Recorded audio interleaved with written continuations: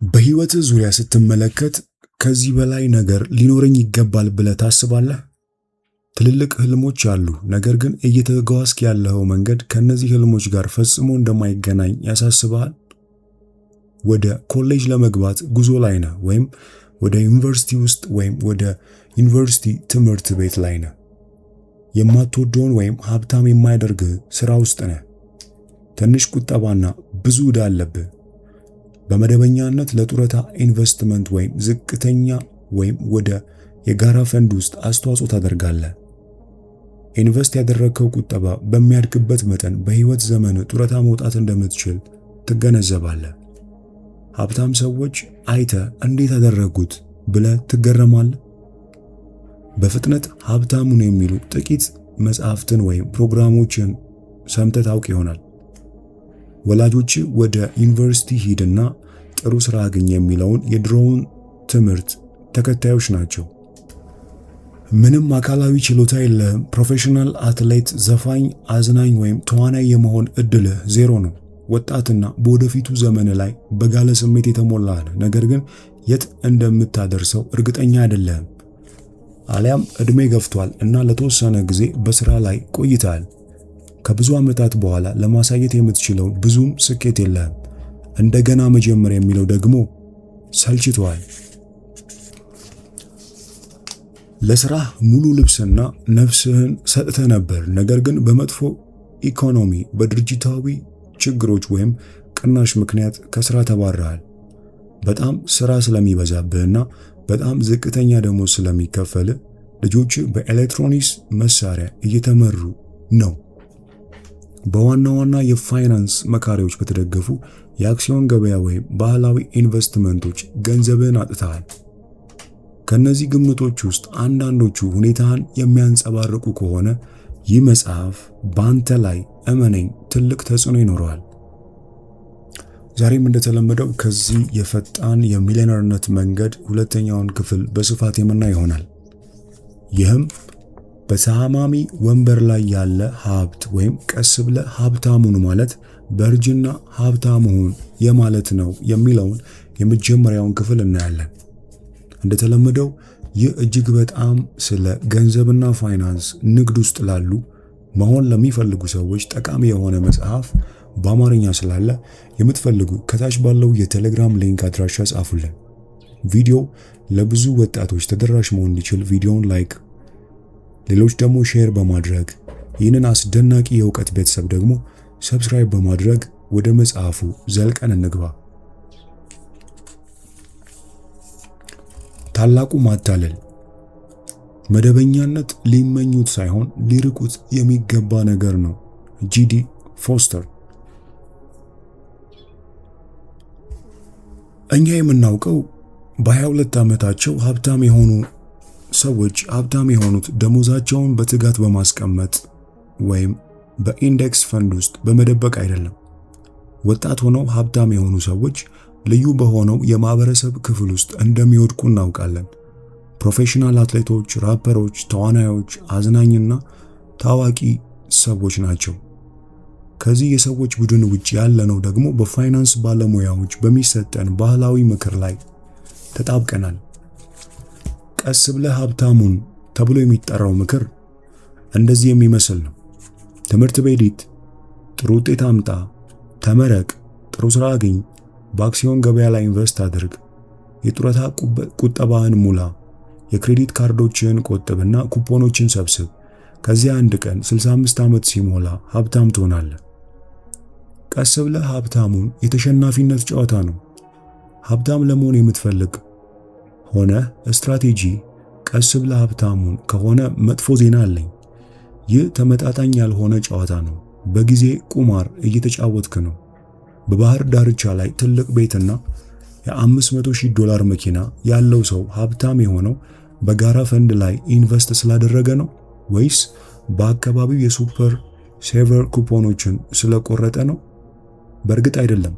ታዲያ ለምንድን ነው ይህንን ምክር ወደ ሀብትና የፋይናንስ ነፃነት የሚመራ ህጋዊ መንገድ አድርገን የምንቀበለው?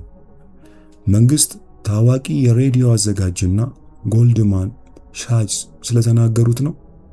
በኢንዴክስ ፈንዶች ላይ ኢንቨስት በማድረግ ሀብታም የሆነ የ22 ዓመት ወጣት አሳየኝ። የጡረታ ቁጠባውን በመሙላት በ3 ዓመታት ውስጥ ሚሊዮኖችን የሰራውን ሰው አሳየኝ። ኩፖኖችን በመቁረጥ ሀብታም የሆነው የ20 ዓመቱን ወጣት አሳየኝ። የት አሉ? እነዚህ ሰዎች አሉ? የሉም። እነሱ የማይቻሉ ተረቶች ናቸው። ሆኖም ግን እነዚህን የሀብት ትምህርቶች የሚሰብኩትን ተመሳሳይ የፋይናንስ አሽቃባጮች ቡድን ማመን እንቀጥላለን። አዎ ጌታዬ፣ ስራ አግኝ፣ ለ50 ዓመታት ስራ አጠራቅም፣ ምንም ሳታስብ ስስታም ሆን፣ በአክሲዮን ገበያ ላይ ኢንቨስት አድርግና ብዙም ሳይቆይ የነጻነት ቀንህን በ70 ዓመትህ ይመጣል። ምናልባት የአክሲዮን ገበያው ጥሩ ከሆነና እድለኛ ከሆንክ ደግሞ በ60 ዓመትህ ሀብታምና ነጻ ትሆናለህ። አረ ይህ በክራንች የሚሄድ የፋይናንስ እቅድ አስደሳች አይመስልህም? ገንዘብ ነክ ዕዳና የዋጋ ግሽበት አደገኛ በሆነበት የፋይናንስ ሁኔታ ውስጥ ሰዎች እነዚህ ስልቶች አሁንም እንደሚሰሩ ማመናቸው ያስደነግጠኛል። ቀስ ብለህ ሀብታሙን ማጭበርበር መሆኑን ያጋለጠው የ2008 ቀውስ አልነበረም? ገባኝ። ለ40 ዓመታት ተቀጥረ ከሰራህና 40 በመቶ የገበያ ውድቀትን ካስወገድክ ቀስ ብለህ ሀብታሙን ይሰራል። ዝም ብለህ ተቀመጥ፣ ስራ እና ሞት ቀድሞ እንዳያገኘ ተስፋ ማድረግ። ምክንያቱም በጡረታ ቤት ውስጥ ሀብታሙ ሰው አንተ ስለምትሆን። ቀስ ብለህ ሀብታሙን የሚለው ሐሳብ መልእክቱ ግልጽ ነው። ዛሬህን፣ ህልሞችህንና ህይወትህን አብዛኛው ህይወትህ ከጠፋ በኋላ ለሚከፍል እቅድ መስዋዕት አድርግ። ፊት ለፊት ልንገርህ፣ ወደ ሀብት የሚወስደው መንገድ አብዛኛው ንቁ የአዋቂነት ህይወትን የሚበላና ዋስትና የሌለው ከሆነ ያ መንገድ ጥሩ አይደለም። በዎል ስትሪት ላይ ጥገኛ የሆነና በጊዜ ላይ የተመሰረተ በህይወት ቁማር የተወራረድክበት ወደ ሀብት የሚወስድ መንገድ የበሰበሰ ስልት ነው። ቢሆንም አስቀድሞ የተወሰነው እቅድ ኃይሉን ማሳየቱን ይቀጥላል። በራሳቸው ምክር ሀብታም ባልሆኑ ነገር ግን በራሳቸው የሚሊዮነርነት ፈጣን መንገድ ሀብታም በሆኑ ግብዝ የፋይናንስ ባለሙያዎች የሚተገበርና የሚጠናከር ነው። ዘገምተኛው መንገድ የሚደግፉ ሰዎች በኢንቨስትመንት አስተዳደር ክፍያዎች፣ በሰባት አሃዝ የመጽሐፍ ስምምነቶችና በሌሎች የፋይናንስ ፕሮግራሞች የደንበኞችን ምዝገባ ላይ ሀብት የሚሰሩ ሰዎች የማይነግሩ አንድ ነገር ያውቃሉ። የሚያስተምሩት ነገር አይሰራም፣ ሐሳቡን መሸጥ ግን ይሰራል። ወጣት ሆኖ ሀብታም መሆን ከንቱ ነገር ነው። የሚሊዮነርነት ፈጣን መንገድ በሚሊዮኖች የሚቆጠር ገንዘብ ይዞ በእርጅና ጡረታ ስለመውጣት አይደለም። ነገር ግን ሀብትን፣ ወጣትነትን፣ ደስታን፣ ነፃነትንና ብልጽግናን በሚያካትት መልኩ ስለመግለጽ ነው። በፈጣን መንገድ መድረክ ላይ የተፈጠረውን ይህንን አስተያየት ተመልከት። ከንቱ ነገር ነው። ታውቃለህ፣ ወጣት ሆኖ የመኖር ህልም የማይገኙ መኪኖችን ለመያዝ፣ የህልም ቤትን ለመግዛት፣ ለመጓዝና ህልሞችን ለማሳካት፣ ነፃ ጊዜ ለማግኘት። ከህይወት ውድድር ገና በወጣትነት ማምለጥ በእርግጥ ይቻላል?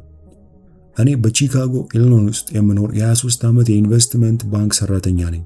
መጠነኛ ደሞዝና መጠነኛ ኮሚሽኖች አሉኝ። በአብዛኛው ሰዎች መለኪያ ጥሩ ስራ አለኝ።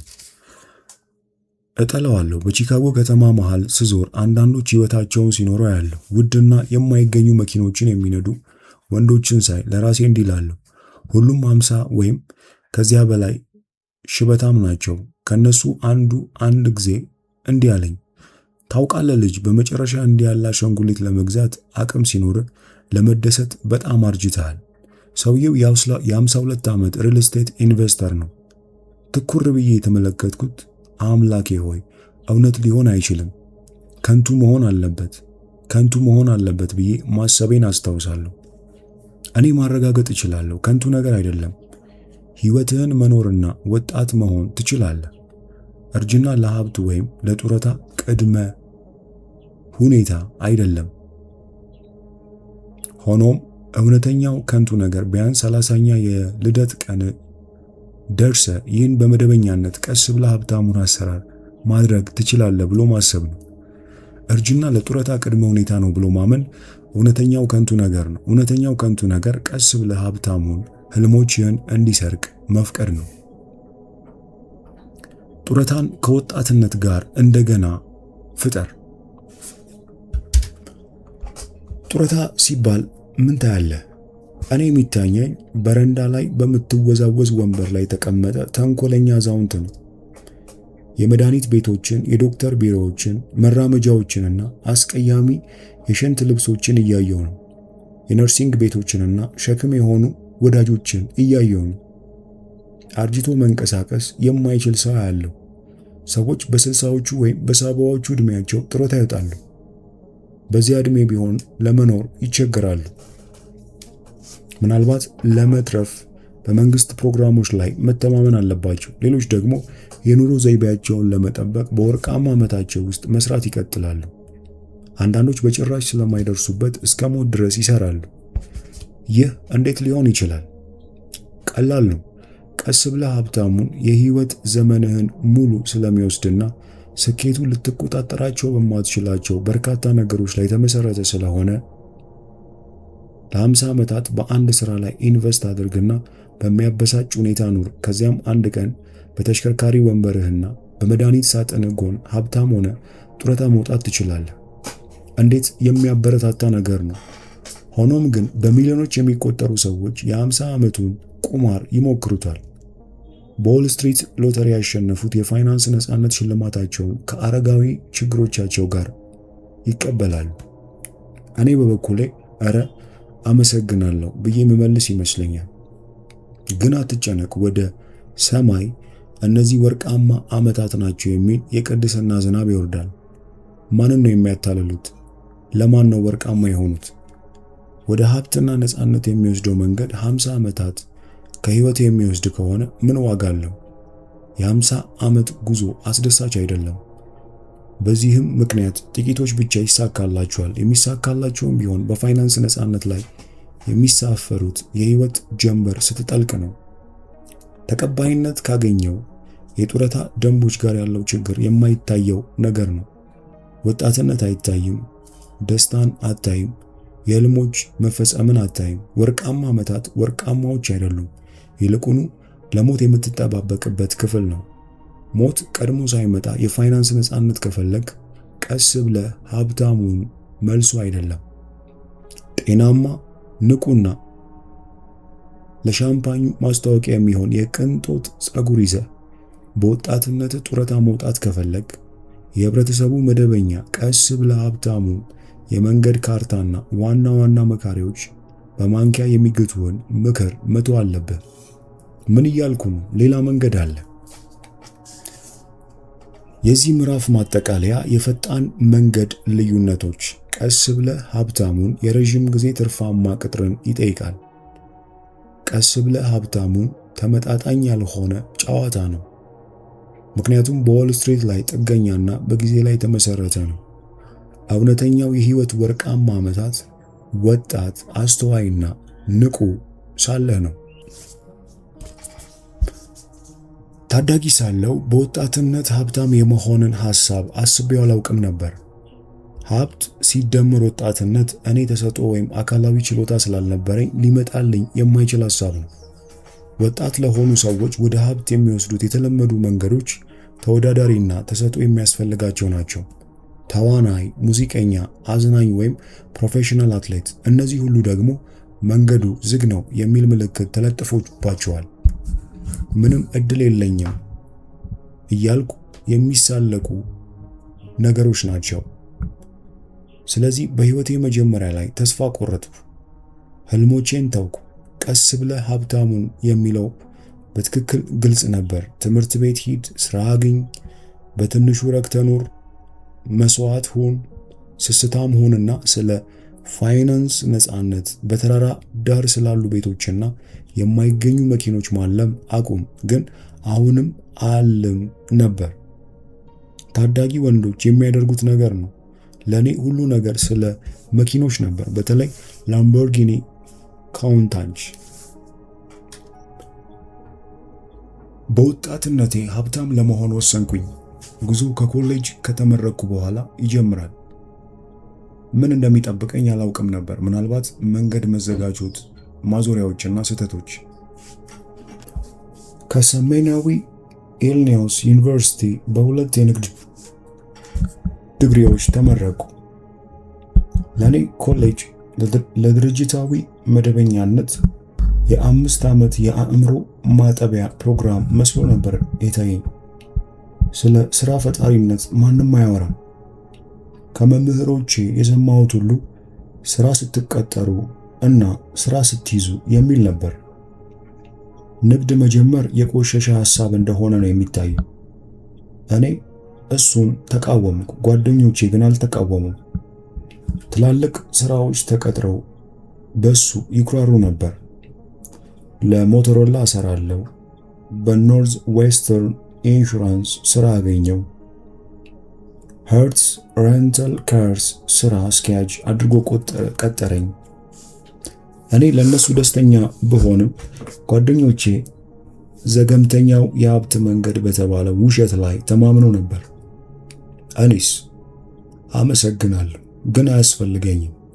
እንደ መካከለኛው ዘመን ወረርሽኝ ያህል ዘገምተኛው የሀብት መንገድ ማስወገድ ፈልጌ ነበር። የኔ ሐሳብ ፈጣን ሀብትን ወይም መንገድን ማግኘትና ሀብታም ሆኜ በወጣትነት ጡረታ መውጣት ነበር። ምንም እንኳን በራስ መተማመን ቢኖረኝም የሚቀጥሉ ጥቂት ዓመታት ከጠበቅኩት በጣም የራቁ ነበር። ከአንድ ድል ወደ ሌላ እየተንቀሳቀሱ ከእናቴ ጋር እኖር ነበር። ስኬት አልነበረኝም። በየወሩ የተለየ ንግድ ነበር የማካሂደው። ምንም እንኳን ጠንክሬ ብሰራም የውድቀቴ ዝርዝር እያደገ መጣ። ዕዳዎቼ ጨመሩ። ዓመታት አለፉ። ደግሞም ሞራልን የሚጎዱ ተከታታይ ስራዎችን እንድሰራ ስለተገደድኩ ሞኝነቴ እየጨመረ መጣ። ለምሳሌ በቻይና ምግብ ቤት ውስጥ አስተናጋጅ ነበርኩ። በቺካጎ ድሆች ሰፈር ውስጥ የቀን ሰራተኛ፣ ፒዛ አቅራቢ ልጅ፣ አበባ አቅራቢ ልጅ፣ ተላላኪ፣ የሊሞዚን ሹፌር፣ ለቺካጎ ትሪቡን የጧት ጋዜጣ አቅራቢ፣ በሰብዌይ ሳንድዊቾች ምግብ ቤት ውስጥ ሻጭ፣ በሲርስ የአክሲዮን ሰራተኛ፣ የበጎ አድራጎት ሰብሳቢና የቤት ቀለም ሰራተኛ። ከነዚህ ከንቱ ስራዎችና ደሞዛቸው በላይ የከፋው ነገር የሰዓቱ ርዝመት ነው። አብዛኞቹ ሌሊት 9 ሰዓት፣ 10 ሰዓት የሚጀምሩ ናቸው። ለ5 ዓመታት ኮሌጅ ተምሬ እንደ ወተት ሰራተኛ ለመኖር ተመረቅኩ። ገቢዬ በጣም ውስን ስለነበር ለቅርብ ጓደኞቼ የሰርግ ስጦታ ለመክፈል ከአንዲት አዛውንት ሴት ጋር ራሴን አዋረድኩ። አዎ፣ በ1990ዎቹ ውስጥ ወጣት ወንዶችን የሚያማልሉ አረጋውያን ሴቶች ነበሩ። ይህ በእንዲህ እንዳለ ጓደኞቼ በሙያቸው እያደጉ ነበር። የ3 በመቶ ዓመታዊ የደሞዝ ጭማሪ ያገኙ። የ1200 ካሬ ጫማ የከተማ ቤታቸውን ገዙ። ረክተውና በህብረተሰቡ የተደነገገውን የሚጠበቀውን ህይወት ይኖሩ ነበር። እነሱ መደበኛ ሰዎች ነበሩ። እኔ ግን አልነበርኩም። በ26 ዓመቴ ጭንቀት ውስጥ ገባው። ንግዶቼ በራሳቸው መተዳደር አልቻሉም። እኔም አልቻልኩም። በየወቅቱ ጭንቀት የተሰበረው ነፍሴን ይጎዳው ነበር። የቺካጎ ዝናባማ ጨለማ፣ አሰልቺ የአየር ሁኔታ፣ ሞቅ ያለ አልጋና ጣፋጭ ኬኮች እንድመኝ ያደርገኝ ነበር። ብዙ ነገር አልሳካም አለኝ። ስራዎች ይሰለቹኝ፣ ካልጋ ለመነሳት እታገል ነበር እና ጥርጣሬ የዕለታዊ ማረጋገጫዬ ሆነ። ነገር ግን በአካል በስሜትና በገንዘብ ደክሞኝን እያለም ውጤቶቼ እውነተኛ ማንነቴን እንደማያንጸባርቁ አውቅ ነበር። ወደ ሀብት የሚወስደውን የፈጣን መንገድ አውቄዋለሁ፣ ግን መተግበር አልቻልኩም። ምን ስህተት እየሰራው ነበር? ምን እየከለከለኝ ነበር? ከዓመታት ምርምርና ትምህርት በኋላ በመጽሐፍት በመጽሔቶችና ፈጣን ጅምር ቪዲዮዎች የተሞላ ቁም ሳጥን ቢኖረኝም ከሀብት እየራቅኩ ነበር። በመንገዱ ዳር ቆሜ ፈጣኑን መንገድ እየታየኝ አልነበረም። ጥልቅ ጭንቀቴ ወደ ማምለጫዎች ገፋፋኝ። ነገር ግን በአደንዛዥ ዕፅ፣ በወሲብ ወይም በአልኮል ፋንታ ራሴን በመጽሐፍ ውስጥ ደበቅኩና ዝነኛ ያልሆኑ ሚሊዮነሮችን ማጥናቴን ቀጠልኩ። እኔ በራሴ መንገድ ስኬታማ መሆን ካልቻልኩ ስኬታማ የሆኑት ሰዎች ታሪኮችና ከድህነት ወደ ሀብት የደረሱ ታሪኮች በመኮረጅ ወደ እነሱ ህይወት እገባለሁ ብዬ አሰብኩ። ግን ሁኔታው ይበልጥ ተባባሰ። ህይወቴ ውስጥ የነበሩ ሰዎች ተስፋ ቆረጡብኝ። የረዥም ጊዜ የሴት ጓደኛዬ ቆራጥነት የለህም አለችኝ። በኪራይ መኪና ድርጅት ውስጥ አስተማማኝና ደህንነቱ የተጠበቀ ስራ ነበር። ነገር ግን ለትንሽ ገንዘብ ብዙ ሰዓት ስለምሰራ እንጨቃጨቅ ነበር። በአመት $28,000። እሷም በትክክል እንዲህ በማለት ትመልስ ነበር፣ ስራ የለህም፣ ከእኔ $27,000 ያነሰ ትሰራለህ፣ ንግዶችህ ብላሽ ናቸው። እሷ አስተዋይ ድመት ነበረች። ከሬዲዮ ማስታወቂያ ድርጅት ስራ አስፈጻሚ ጋር ፍቅር ስለጀመረች ግንኙነታችን አበቃ። ቀጣዩዋ እናቴ ነበረች። ከኮሌጅ በኋላ በመጀመሪያዎቹ ዓመታት እንደምን ለወጥ ትጠብቅ ነበር። ከዚያ ግን ውድቀቶችና ዝቅተኛ ደሞዝ ያላቸው ስራዎች መጡ። እንድትታገስ ለመንኳት። ከልመናዎቼ አንዱ ለስራ ፈጣሪዎች ፈጣን ሀብት መፍጠሪያ ዝርዝር ማብራሪያ ያካትት ነበር። በሚያሳዝን ሁኔታ ቻርቶቼ እና ስዕሎቼ ምንም ያህል ጥሩ ቢሆንም ምንም ለውጥ አላመጡ። እናቴ እምነቷን አጣች። ልክ ነበረች፣ አልወቅሳትም። ከኔ ዕቅድ ይልቅ ሰውን ማርስ ላይ ማሳረፍ የበለጠ ተስፋ ያሳያል። የእርሷ ትዕዛዞች ቆራጥነቴን ያዳክሙት ነበር። በሳምንት ቢያንስ 20 ጊዜ ስራ አገኝ ልጄ ብላ ትጮህ ነበር። ውፍ ዛሬም ቢሆን እሸማቀቃለሁ። ያ ሐረግ በዚያ ድምፅ ሲጮህ አስበርጋጊ ነበር። በአንዳንድ ቀናት ጭንቅላቴን በመያዝ ውስጥ አስገብቼ ጆሮዎቼ ደንቆሮ እስኪሆኑ ድረስ መፋጨት እፈልግ ነበር። ስራ አገኝ ልጄ የሚለው ቃል ነፍሴን ይወጋት ነበር። እናቴ የግሮሰሪ መደብር የዶሮ ስጋ ክፍል ስራ አስኪያጅ እየቀጠረ ነው፣ ለምን እዛ ሄደ? ትግል የዶሮ ስጋ በመቁረጥና የድንች ሰላጣን ለሰፈሩ እናቶች በማቅረብ እንዳበቃ ትጠብቃለች። ለጠቃሚ ምክርሽ አመሰግናለሁ ብዬ አልፋለሁ። የቺካጎ ቀዝቃዛ ውርጭ ህይወቴን ወደ ማሻገሪያ መንገዶች ጣለኝ። በቀዝቃዛው ምሽት የሊሞዚን ሹፌር ሆኜ እየሰራው እጅግ ደክሞኝ ነበር። ራስ ምታት እያመመኝ እያለ እርጥብ በረዶ ጫማዬን ያረሰርሰው ነበር። ከሰዓታት በፊት የወሰድኳቸው 4 ስፕሪቶች ምንም ውጤት አልነበረባቸውም።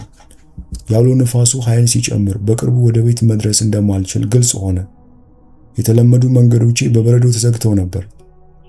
ተበሳጭቼ በመንገድ ዳር ቆምኩ። ሊሞዚኑን አቆምኩና በጨለማና በጸጥታ ራሴን ተጋፈጥኩት። የቀለጠው በረዶ ከጣቶቼ ተነስቶ ወደ እግሮቼ ሲገባ ቅዝቃዜው ተሰማኝ። ውጪ ውብ የበረዶ ቅንጣቶችን ተመለከቱ። የክረምቱን አስቀያሚነት ምን ያህል እንደምጠላው የሚናገር አስቀያሚ አስተዋሽ ነበር። ራሴን ወደ ወንበሩ ወረወርኩና ከባድ ድምፅ አወጣው። የሊሞዚኑን በሲጋራ የተቃጠለ ጣሪያ ስመለከተው እውነታው መታኝ። ምን እየሰራው ነው? ህይወቴ ይህ ሆኗል? በውርጭ በተሞላ ባዶ መንገድ ላይ በሌሊት ጨለማ መሃል ቦታ ላይ ተቀምጬ ደክሞኝ ነበር። አንዳንድ ጊዜ ግልጽነት እንደ ሰላማዊ ንፋስ ይመጣብሃል፣ ሌላ ጊዜ ደግሞ እንደ ወደቀ የፒያኖ ቁርጥራጭ ይመታሃል። ለኔ የኋለኛው ነበር። አንድ ስለታም አባባል ጭንቅላቴን መታኝ። እንዲህ ያለ አንድ ተጨማሪ ቀን መኖር አልችልም። መትረፍ ካለብህ መለወጥ ነበረብኝ።